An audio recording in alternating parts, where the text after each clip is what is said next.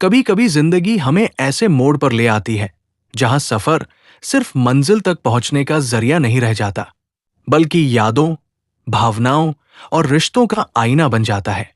ये कहानी भी एक ऐसे ही सफर की है, जो शुरू तो हुआ था किसी साधारण यात्रा की तरह, लेकिन खत्म हुआ एक ऐसे मोड़ पर जहां हर सुनने वाले का दिल भर आए।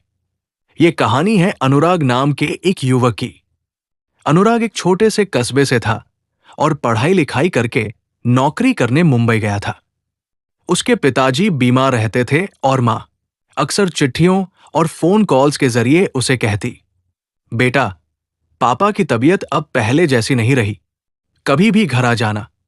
शायद उनका मन अब तुम्हें ही देखने को तरस रहा है। लेकिन शहर की भागदौड़, नौकरी का दबाव और जिम्मेदारियों ने उसे घर जाने का वक्त नहीं दिया। कई बार उसने टिकट बुक किया, पर किसी मीटिंग, किसी प्रोजेक्ट या किसी इंटरव्यू की वजह से सफर टलता रहा। और फिर एक दिन एक फोन कॉल ने उसकी जिंदगी की दिशा बदल दी। फोन पर मां रो रही थी। उन्होंने कहा, अनुराग, तुम्हारे पापा की हालत बहुत बिगड़ गई है। डॉक्टर कह रहे हैं कि ज्यादा समय नहीं बचा। अनुराग के दिल पर जैसे किसी ने पहाड़ रख दिया हो। बिना कुछ सोचे उसने उसी दिन की रात की अहमदाबाद पटना एक्सप्रेस की टिकट ली। वो जानता था कि अगर इस बार देर हुई तो शायद ये आखिरी बार होगा जब वो अपने पापा को देख सके। ट्रेन रात 9 बजे मुंबई से खुली। स्टेशन पर भीड़ थी, जैसे हमेशा होती है, लेकिन अनुराग के दिल में सिर्फ एक ही चीज थी, बस पापा को देखना है। चाहे जैसे भी, वो ट्रेन के स्लीपर कोच में अपनी सीट पर बैठा और खिड़की से बाहर अंधेरे में भागते नजारों को देखने लगा। बाहर की दुनिया उतनी ही भागदौड़ में थी जितनी उसके भीतर। उसने जेब से अपने पापा की एक पुरानी तस्वीर निकाली। तस्वीर में उसके पापा खेत में खड़े मुस्कुरा रहे थे। चेहरे पर पसीना था, लेकिन आंखों में सुकून। उस तस्वीर को देखते ही अनुराग की आंखें भर आई। उसे याद आया कैसे उसके पापा ने उसे पढ़ाने के लिए अपनी पूरी जिंदगी लगा दी थी। खुद पुराने कपड़े पहन लिए, लेकिन बेटे की पढ़ाई के लिए नए कपड़े खरीद दिए। खुद भूखे रहे, लेकिन बेटे को पेट भर खाना दिया। अब वही पापा जिंदगी और मौत के बीच जूझ रहे थे।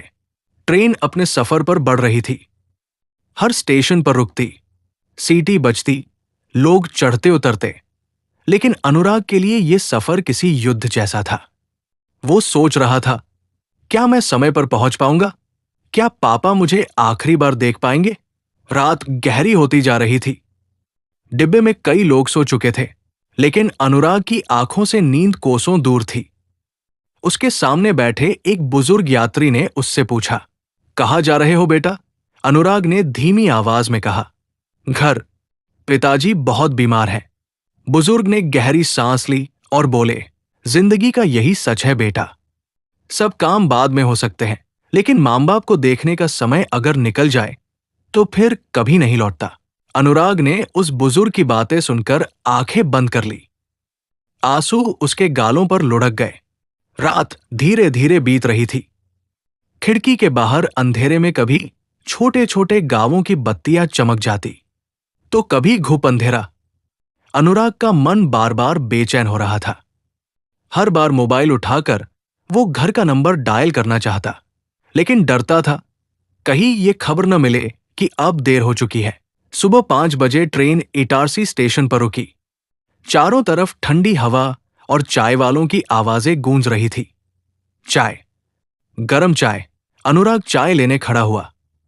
तभी बगल वाली सीट पर बैठी एक छोटी बच्ची ने उससे पूछा, भैया, आप क्यों बार बार रो रहे हो? आपने कुछ खो दिया है क्या? उसके मासूम सवाल पर अनुराग मुस्कुरा दिया, पर आंखों में फिर आंसू भर आए। उसने धीरे से कहा, हां, कुछ खोने वाला हूं, शायद हमेशा के लिए। बच्ची ने कुछ समझा नहीं, पर उसने अपनी जेब से एक टॉफी निकाली और अनुराग को दे दी। बोली, ये लो, रोना मत। मेरी मां कहती है, मीठा खाने से दुख थोड़ा कम हो जाता है। अनुराग ने टॉफी ले ली। उस मासूमियत ने उसके दिल को छू लिया। जैसे जैसे ट्रेन अपने गंतव्य की ओर बढ़ रही थी, वैसे वैसे हर अनुराग स्टेशन का पर दिल उतरते और चढ़ते तेज धड़क लोग रहा था, उसे याद दिलाते कि समय निकलता जा रहा है। आखिरकार ट्रेन वाराणसी स्टेशन पर पहुंची। यहां से उसके गांव तक बस लेनी थी। वो जल्दी जल्दी प्लेटफॉर्म से बाहर भागा, बस अड्डे की ओर दौड़ा। पसीने से उसका बदन भीग चुका था, लेकिन उसके कदमों में ठहराव नहीं था। बस भीड़ से भरी थी। खिड़की से बाहर सूरज की किरणें निकल रही थी, लेकिन उसके दिल में अंधेरा छाया हुआ था। गांव पहुंचते ही उसने देखा, घर के सामने भीड़ लगी है। औरतें धीमी आवाज में बातें कर रही थी। कुछ पुरुष सिर झुकाए खड़े थे। अनुराग का दिल डूब गया। उसने कदम तेज किए। घर के आंगन में पहुंचते ही उसकी नजर पड़ी। चारपाई पर उसके पिताजी लेटे थे। शरीर शांत था, चेहरा स्थिर, आंखें हमेशा के लिए बंद हो चुकी थी। अनुराग चीख पड़ा, पापा! वो चारपाई के पास गिर पड़ा। तस्वीर उसके हाथ से छूट गई और जमीन पर गिरकर धूल में लिपट गई।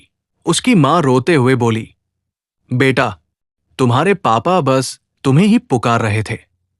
कहते थे, अनुराग को बुला लो, मैं उसे आखिरी बार देखना चाहता हूं। पर तुमसे मिलने से पहले ही। अनुराग ने आंसुओं से भीगे चेहरे से पिताजी के पैरों को पकड़ लिया। वो जानता था अब कुछ भी बदल नहीं सकता। जिंदगी की सबसे बड़ी सच्चाई उसके सामने थी। उस रात वो घर की छत पर बैठा रहा, आसमान में चमकते तारों को देखता और सोचता, कितनी बार पापा ने कहा था जल्दी आ जाओ, लेकिन मैंने काम और दुनिया की भागदौड़ को चुना।